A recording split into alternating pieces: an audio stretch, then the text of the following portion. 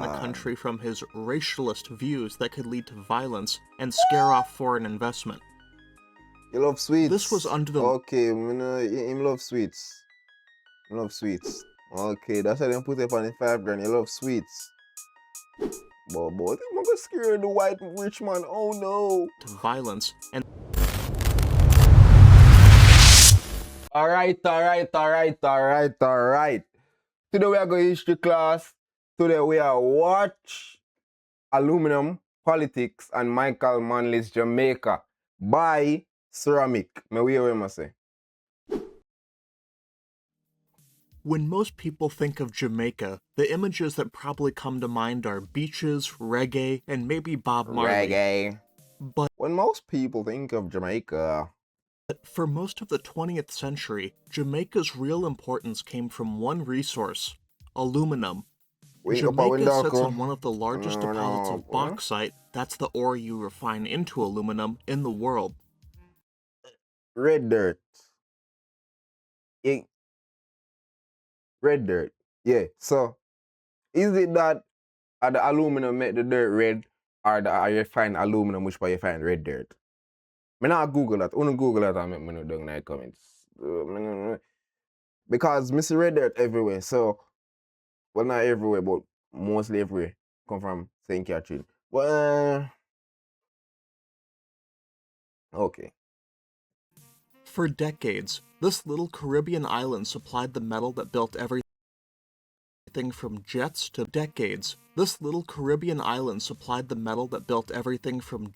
beer cans to cars. How much I do? Dog, me hear them things that are, oh, Jamaica do this, Jamaica do that, Jamaica. Well, we still poor. Where all of the money gone? And when your government deal with it, we still. Cause, oh, we did rich one time, cause we did sell one bag of sugar. Where sugar they now? Where money there? Where me I see from that? I don't want to hear about, oh, we used to this and we used to that. That not benefit me right now. What we are doing right now? Tell me about, oh, Jamaica used to this and Jamaica used to that. But may we hear what I say? May we hear, oh, Jamaica flop. Oh, we used to sell aluminum and this. May we hear, oh, somebody come take over the industry and this and that. Hopefully him talk about all that. Hopefully him talk about, oh, we great back in ideas, and hopefully him give you a full story. Yeah, if you need to start, I mean, okay. A country of 2 million people, surprisingly important. When you're sitting on damn, I think we need 3 million. What's really 3? So much of an important resource, the politics of it all tend to matter to a lot of people for a lot of reasons. Of course. Jamaica gained independence from Britain in 1962. On paper, it looked like a colonial transition success story. The country had respected courts, an effective civil service, that is downtown. But I downtown that, right? You know my country free. I downtown that. Competitive two-party democracy. British politicians considered it a Britain in miniature due to its perceived... When you see, we have NCB card, but when you see, NCB have the picture, like, one picture upon them app now, you know, like when you log in and thing. Them have a picture, that picture is a picture where them take at the UA, the church where they are UA. And I say, huh? Yeah, I know that place and they on my NCB app. Yeah, random thought. Successes in adopting British political systems and culture. While Jamaica got a new flag and was now theoretically free to chart its own course, on the ground, things hadn't really changed much. The country had two main industries, bauxite extraction and tourism. Both of these were primarily owned by foreign companies, however. The bulk of the profits flowed out of the country, just as it did under British rule, and the average Jamaican saw little benefit. What them say, Americans say aluminum, and then the British people them say, and the rest say aluminium. Aluminium still, but you know, aluminum cause we the proximity to America make we call it aluminum still. 6 of the biggest aluminum companies in the world operated here: Alcoa, Alcan, Reynolds, Kaiser, Anaconda, and Revere all had major holdings in Jamaica. Alcan. Likewise, almost all the hotels in the country were owned by international corporations, like Sheraton, Wyndham, and Hilton. One of the foremost political issues in the new Jamaican state was who this country was serving. Aside from a handful of upper-class Jamaicans, most people had seen little change. Some of the most consistent and prominent critics came from the Rastafarian community. Rastafarians believed that black Jamaicans were being oppressed by the modern Western political order in the same way they'd been Shit, yo, wanna give me a second. One of my shit, him just dead. oppressed for centuries by slavery and colonialism. Formal independence, in their view, hadn't changed anything, as the people were still being exploited by the Western economic order, what they referred to as Babylon. Independence, you know? Independence, you know? We independent. Yeah. Independent. The Jamaican government's response to this discontent, at first, was to simply ignore it, but it was only getting more organized, vocal, and taking on an international nature. Walter Rodney was a historian of Guyanese. Walter Rodney. I read a book about him for one of my class them. Do I remember saying come from Guyana, I remember saying me used to teach one of you with them. Remember say yeah, one bag of racism and them thing they used to go on, and yeah, I think he link up with Martin Luther King them and them on there too. Yeah, him influential. That I remember from school, from when we did do that thing there. Yeah. Descent, who also gave lectures at the University of the West Indies in Jamaica's capital, Kingston. He taught African history on campus, but was also known for traveling into Kingston's slums and giving talks to raise political awareness. He briefly left the country to attend a Black Writers' Conference in Montreal and was barred from re-entering Jamaica upon his return in October 1968. I don't remember. This was justified in Parliament by Prime Minister Hugh Shearer as protecting Damn, Mr. 5 grand. The country from his racialist views that could lead to violence and scare off foreign investment. You love sweets. This was under the... Okay, him love sweets. You love sweets. Okay, that's why they put it on the 5 grand. You love sweets. But I think I'm gonna scare the white rich man. Oh no. To violence and scare off foreign investment. This was under the leadership of the Jamaica Labour Party, one half of the country's two-party system. Founded in the 1940s, the party quickly became the dominant political force in the country. It lacked much of a formal ideology, however, instead focused primarily around the charismatic influence of its founder and longtime leader, Alexander Bustamante.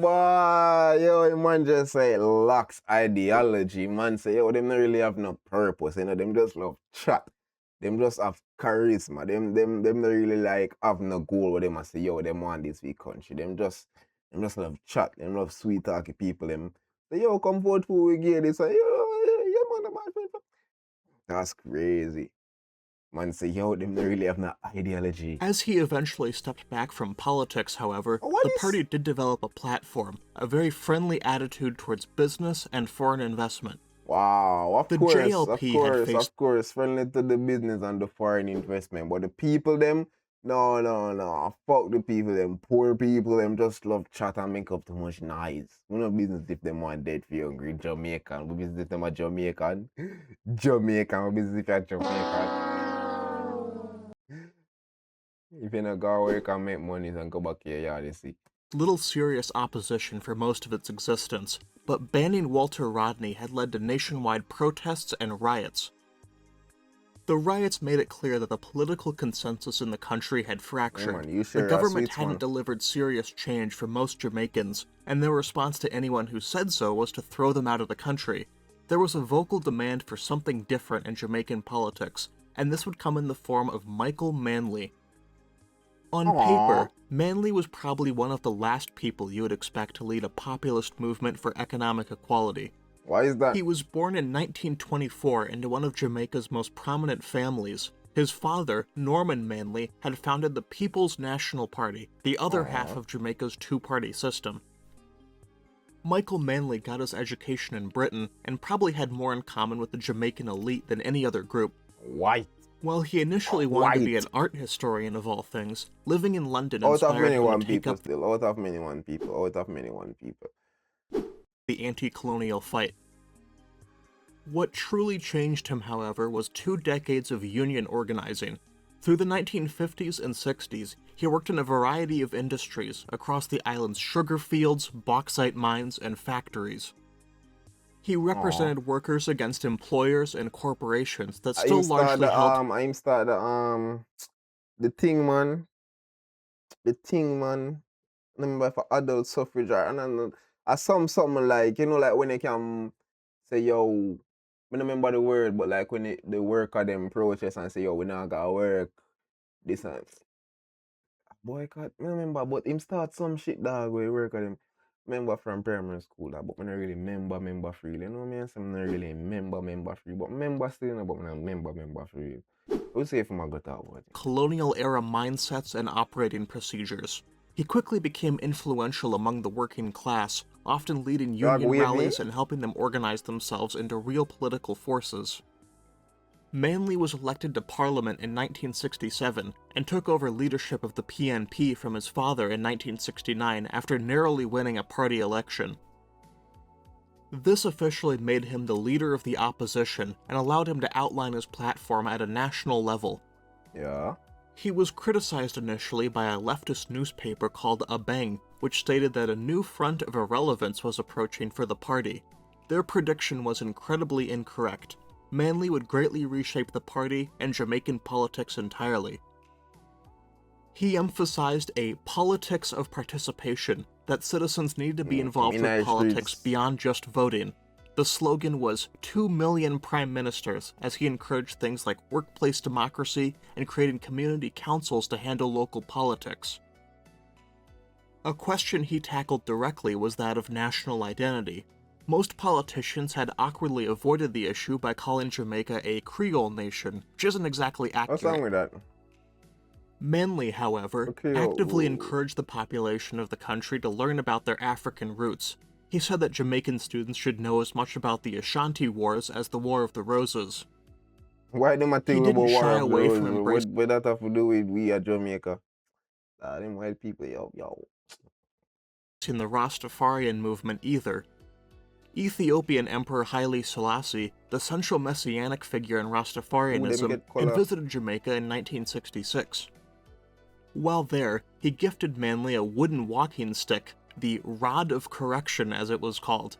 Manley would frequently brandish it at rallies, using it as a tool to frame his movement not just as political, but also of a spiritual and moral nature. Revolutionary. Bold things like this are what characterize words, guys. You know what I say? You know, words.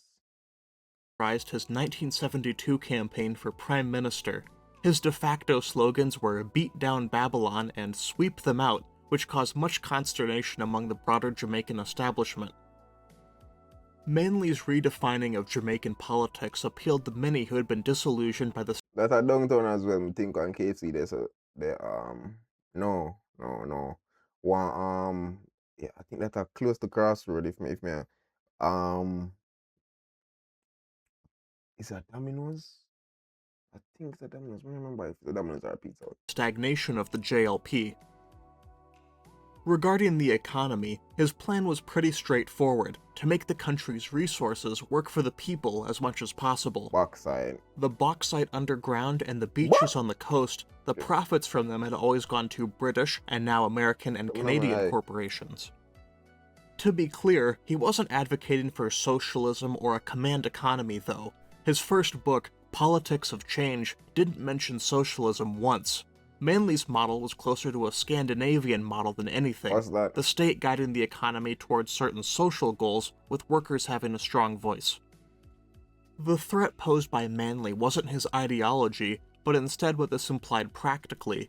The existing arrangement, where Alcoa, Alcan, Kaiser could do whatever they wanted in Jamaica and send the profits north, would be completely upended. Yeah, man. Manley so they really have a country that's a beat up a country, and take all our profits and send God in yard. Okay. Wasn't advocating for some grand revolution. Do better Only than the that. existing political mechanisms of Jamaica should be used differently. The label that would follow him throughout his political career let him dead. was communist, a specter haunting him he could never quite shake off. It was applied to him by the Jamaican business establishment, foreign corporations, and eventually the US State Department.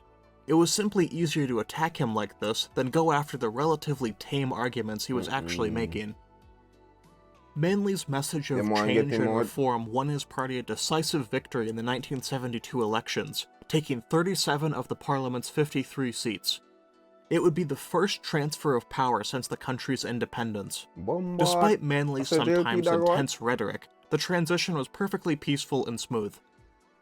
He made a few symbolic but important changes immediately upon taking office. The national holiday on May 23rd, the colonial-era holiday of Empire Day, was abolished. In its place was the new Jamaican Labor Day, a day of voluntary work. Manley himself publicly participated in farm work on its first occasion. In an effort to distance the country from colonial customs, the Kariba suit was adopted by Manley and his cabinet.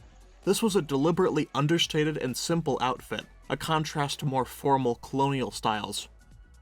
The suit was a relatively small thing, but it was representative of Manley's larger project to build a new national identity. While Manley wanted economic reform, he believed it would be difficult unless Jamaicans could believe in themselves, their culture, and their country. An initiative in this direction was the National Youth Service. Dog, they never teach me this in school. Yo, why them not teach me this in school? Why me I learn this first time in a YouTube video?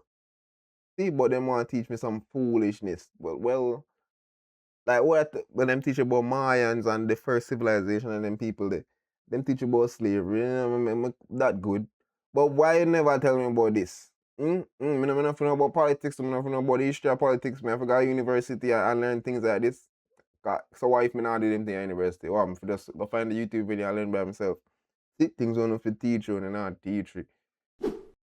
Every Jamaican high school graduate was required to spend 2 years in public service before moving on to universities or their careers. Graduates were sent everywhere. So why them never do that now, dog? Damn. From schools, farms, and even radio stations. The idea was to encourage mixing, to make these high school graduates come into contact with people and situations they may never have otherwise. It wasn't a very radical policy. It was emblematic of how Manley viewed democracy. It was something that required active participation, not just a visit to the ballot box every few years. Yeah, them 2 years they had six farm, them could have used for something else real. I'm not telling you like them could have used them for work. That's cool.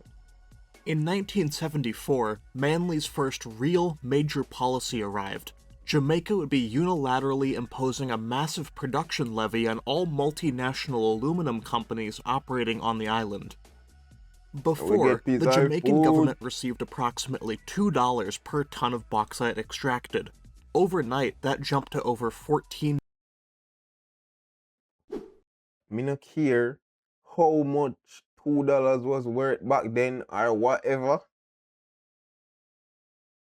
$2. No, dog, man, I don't care how much it did worth.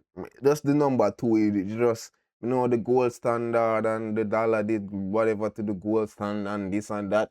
Me not care, dog. $2? 2? Oh, yo. An over 600% increase.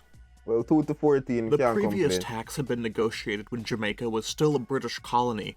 Manley both wanted a source of funding for his social programs and to show that an independent Jamaica would be standing up for itself. Yeah.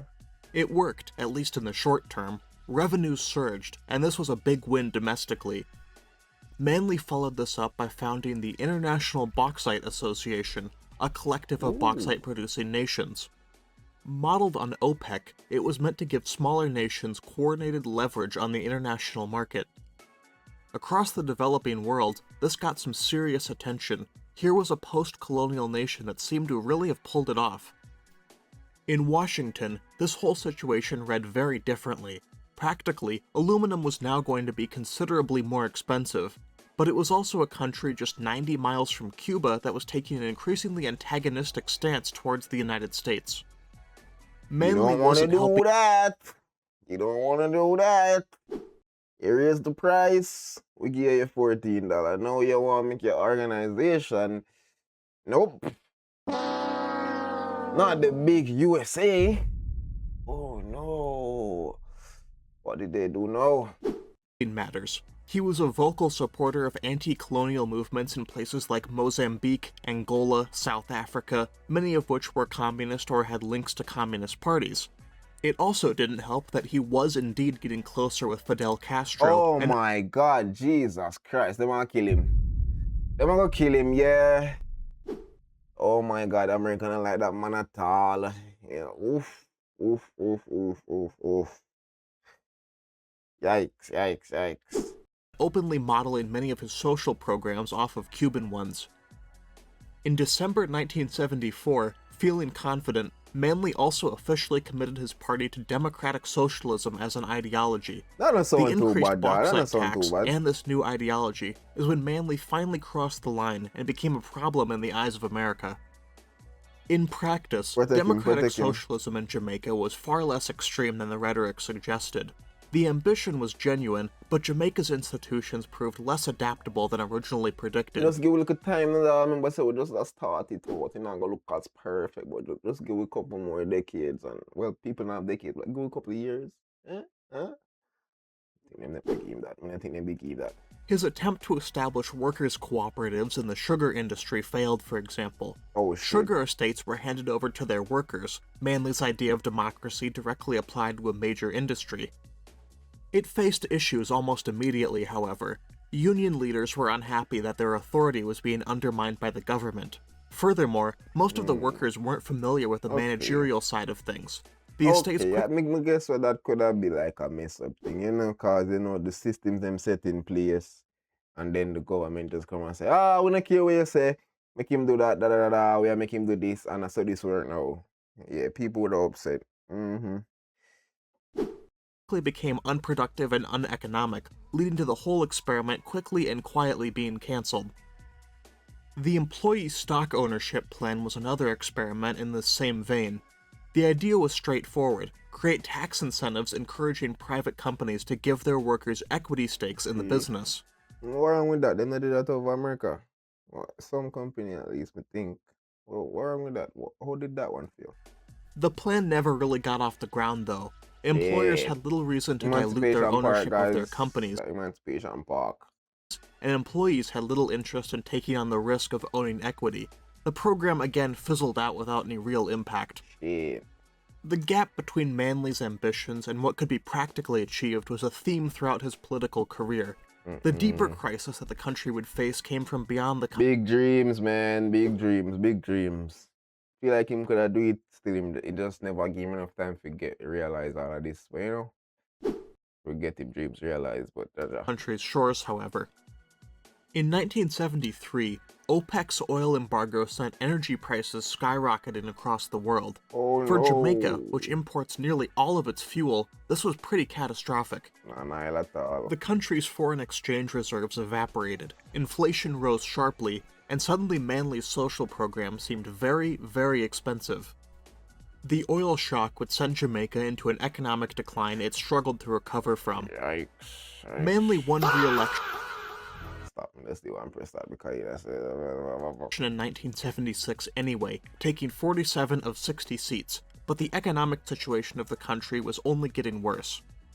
Shortages of basic goods became common, and many people and companies started moving money out of the country. By 1977, the foreign exchange situation had become dire enough that the government was forced to seek aid from the IMF. The conditions for receiving aid included various money, dog. What's this IMF? International Women Fund. A military? austerity measures, such as cutting agricultural aid and an end to food subsidies.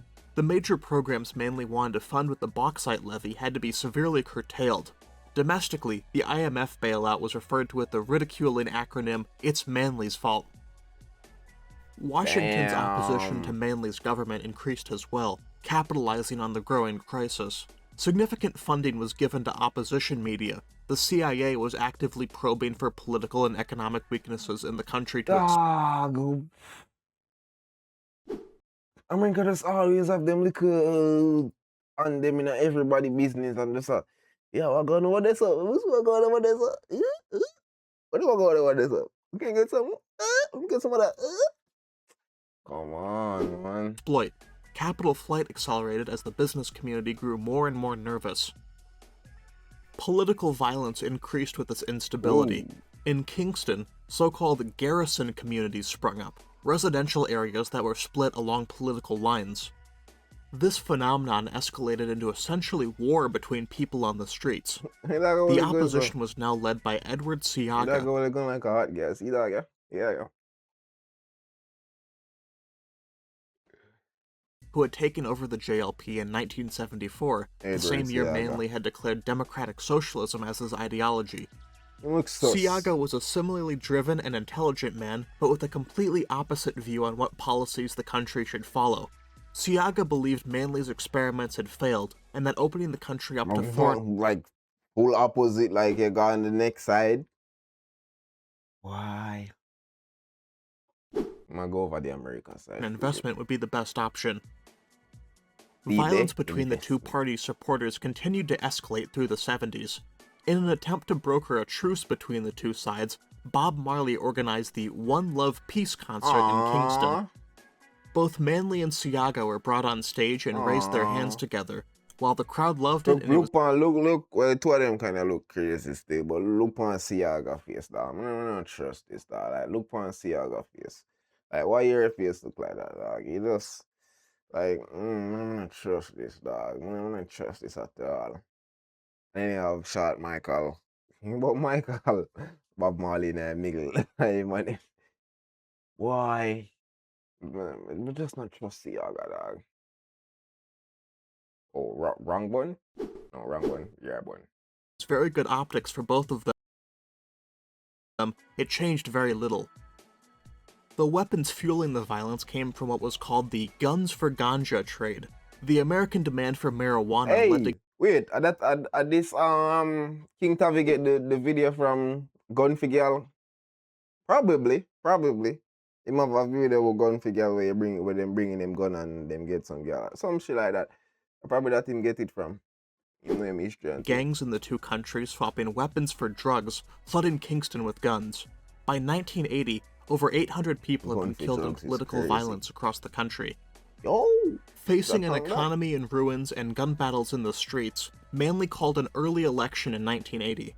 His party only won 9 out of 60 seats. It was an absolutely disastrous result, and Siaga, now the Prime Minister, had a good explanation.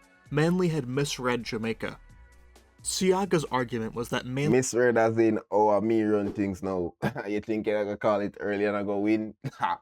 Me run things now, yeah. May I link up with the money up, so. Manley hadn't lifted anyone up, just dragged the whole country down. He spooked foreign investors and domestic businesses alike, resulting in shortages and the need for an IMF bailout. Political violence had become rampant, and the economy was in a terrible state.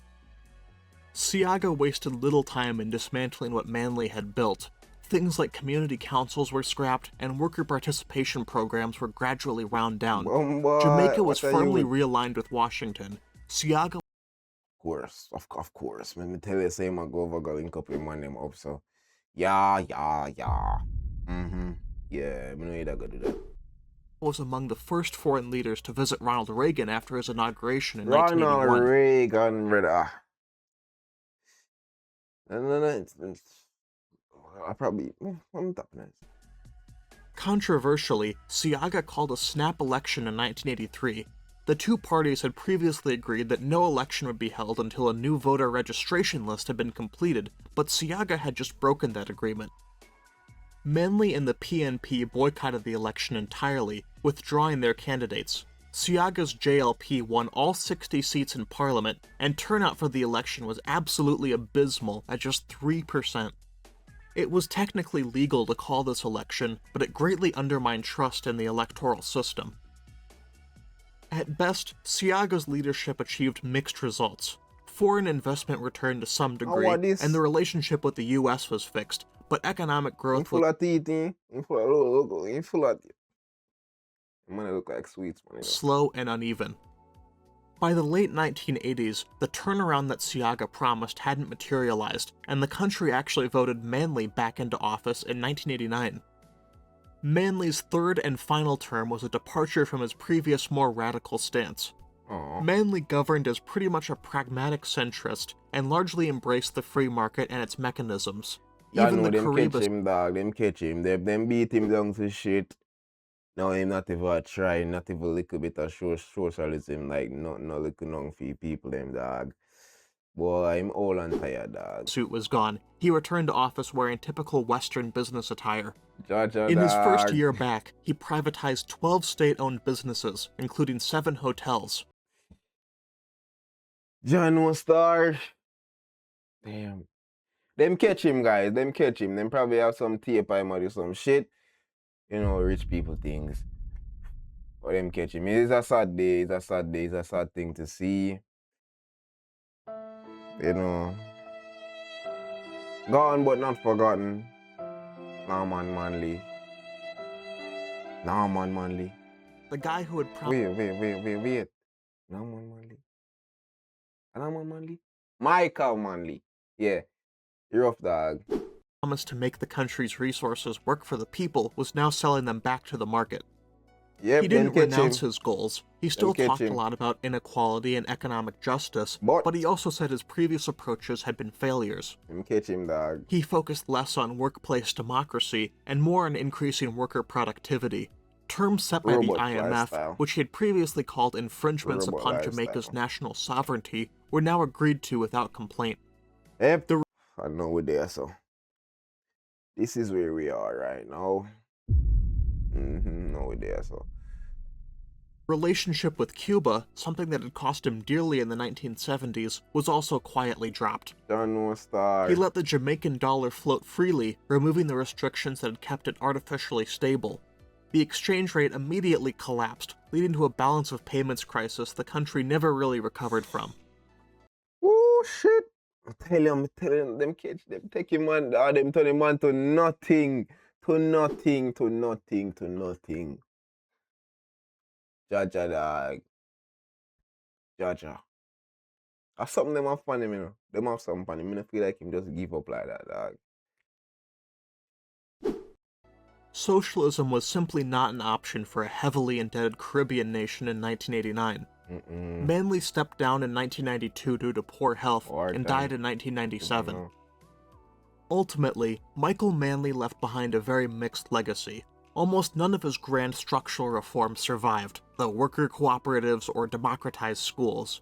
These were dismantled pretty quickly and without much public protest, which tells you something about how effective they had been.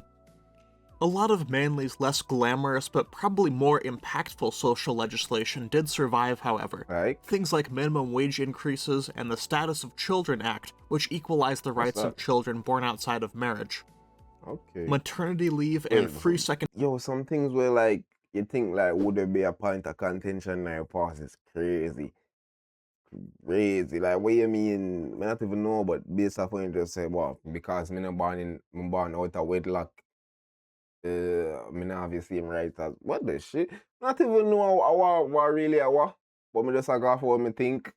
And if I nothing remotely close to that, where would that go with night pass, dog? Secondary education also stuck around. These aren't the kinds of things that make it into speeches, but they probably improve the lives of more Jamaicans than anything else Manley did. As for the bauxite, Jamaica has become sadly irrelevant in the global aluminum market, and bauxite production dropped off sharply past the late 1970s. Most of the aluminum companies had left by the early 2000s, finding cheaper bauxite elsewhere. The multinationals had options, and chose to exercise those options when Jamaica became less accommodating. It probably isn't an overstatement to say Manley's most lasting influence on Jamaica was the creation of the modern Jamaican identity. Jamaica today is a far different place than it was in 1962, with its own culture and confidence in its own identity. Causation is always hard to place with something as abstract and as fluid as culture, but the direction Jamaica has moved in is largely the same as what Manley was pushing for. Jamaica, also, is still a democracy. That may sound like a low bar, but really it isn't when you look at a lot of post-colonial nations where peaceful transfers of power are rare. Jamaica has done it throughout its turbulent history, without interruption. How much credit Manley deserves for that, whether it would How much credit Manley deserves for that, whether it would have happened without him, is of course hard to say, but the institutions he built are still standing, and that's not nothing.